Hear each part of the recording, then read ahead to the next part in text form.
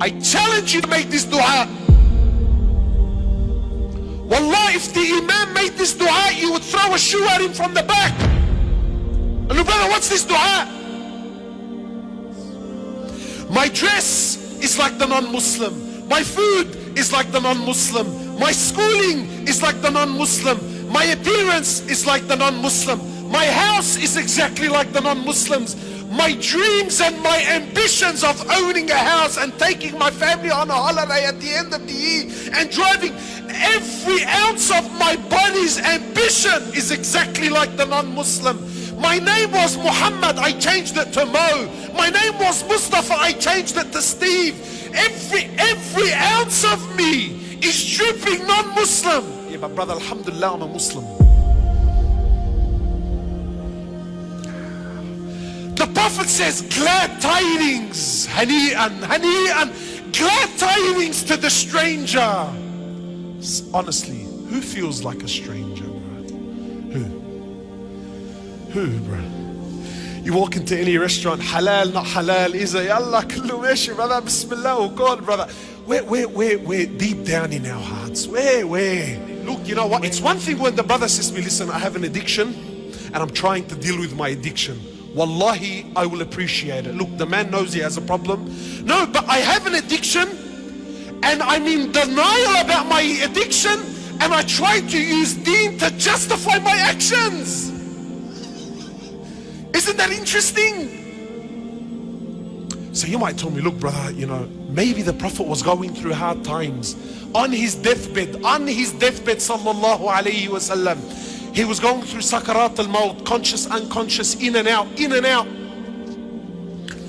So he lost consciousness. Aisha is there, radiallahu ta'ala anha. Then he wakes up. Then he says to Aisha, authentic narrations, he says to Aisha, imagine, Aisha was 18 years old when the Prophet died. How old was she? 18.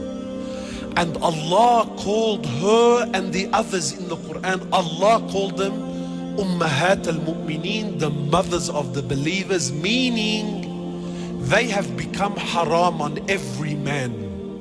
Yani once the Prophet dies, sallallahu alaihi wasallam, no one can remarry her. 18 in a world and in a society where the man was everything. Imagine this 18-year-old is watching her husband die at the age, and she has her whole life that now she knows, I'm going to be alone. I can never remarry after him. So he wakes up from his, you know, he was unconscious, and says to Aisha, how much money do we have? This sunnah no one talks about. Sheikh, please man, put these stories behind.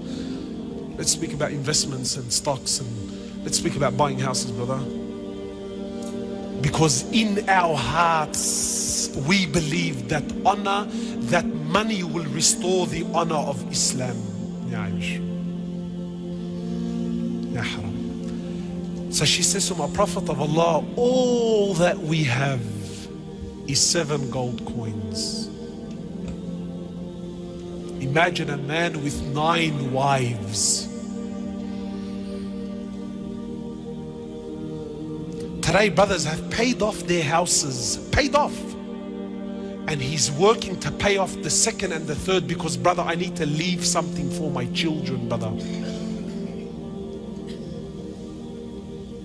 Exhausting his life. Not halal haram. I don't care about halal and haram. But tell me when the Prophet was dying and there were 7 gold coins between 9 wives, is he a man?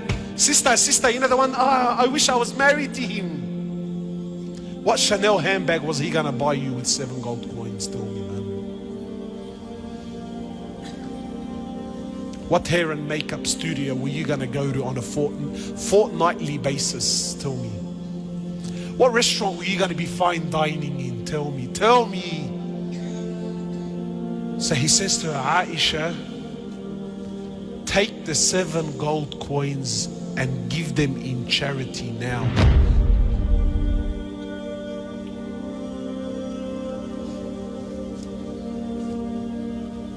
See the sicknesses, my brothers. Just try this. Just try this. Go to a sheikh. Go to a sheikh. Tell him, look, sheikh, there's a religious brother. Don't tell him the prophet, because we've been programmed. We've become professional liars, my brothers. Professional.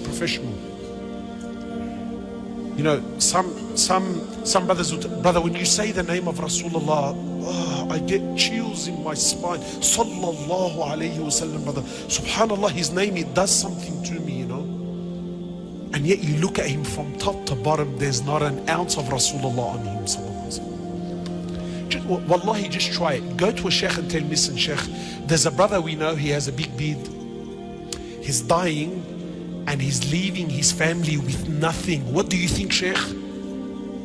What deen is this? What fikr is this? What understanding is this? This is extreme, brother. This isn't. Then tell him the prophet left 9 wives with nothing. But he left them with something far deeper. He left them with Iman and Tawheed and belief in Allah. So he loses consciousness, then he wakes up and he says to Aisha, Aisha, what did you do with the 7 gold coins? 7 gold coins. Ya Rasulullah, leave him, man, let him be. Aisha, 18 years old, she's alone, haram, yani, leave her, khalas, 7 gold coins, yani, they're not gonna make her rich. No, like it's no, but there's something far deeper.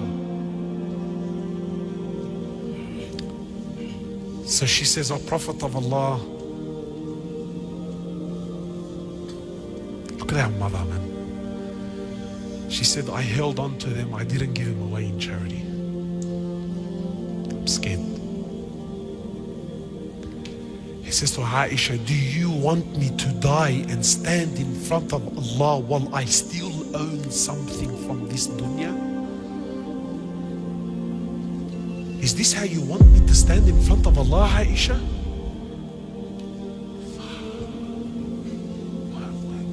What's going on? My brothers, who's the Rijal? Who's the man? So you might think, look, brother, that's Rasulullah sallallahu alaihi wasallam. You know, look, Allah was no. In Bukhari, the dua of Rasulullah, Allahumma ja'al rizqa ali Muhammadin qut. Ya Allah, make the rizq of the family. The hadith is in Bukhari. Ya Allah, make the rizq of the family, not just Muhammad. Muhammad and his family, sallallahu. Make the rizq and the provisions of Muhammad and his family the bare minimum. I challenge you to make this dua. Wallah, if the Imam made this dua, you would throw a shoe at him from the back. And look, brother, what's this dua? Because in our hearts, in the sicknesses of our society, a man is determined by his money.